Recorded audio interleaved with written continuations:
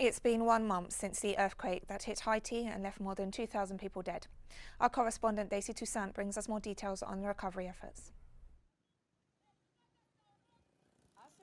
Just a month ago, a 7.2 magnitude earthquake on the Richter scale shook southwestern Haiti, bringing the terror back to a nation historically battered by such events.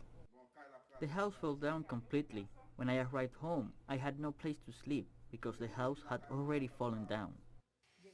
Aid arrived from countries such as Venezuela, Mexico, Cuba, the Dominican Republic, among other nations. But the lack of support from the local government and the indifference of certain international organizations have been felt, as the people try to survive in the midst of the chaos. I went to the father's house for a baptism. At 7:30, we went out to the street and the earthquake happened. When we were in the middle of the street and my wife died and I was under the wall at the same time. I don't have anything in my upper body, but my waist is destroyed. I broke my leg and left 7 children outside. My house fell down. That earthquake was not an isolated misfortune.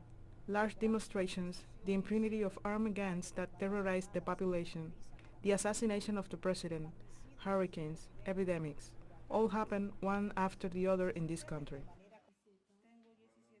I am 17 years old. That's my baby girl.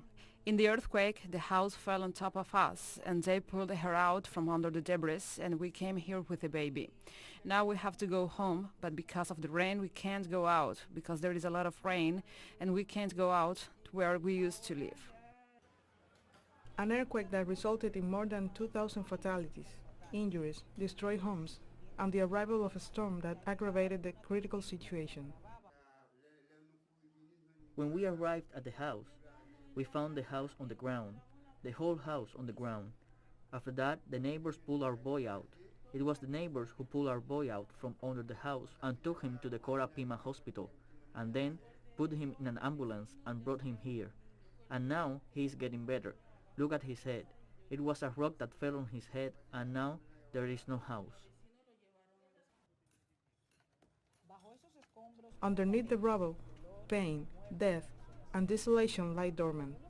If we turn our eyes towards this striking nation once again, we see that the houses that collapsed lie in the same place, in pieces, while their inhabitants mourn not only the physical wounds caused by the collapse, but also those of the soul, for the loss of their loved ones. Para teleSUR, Deisy Toussaint.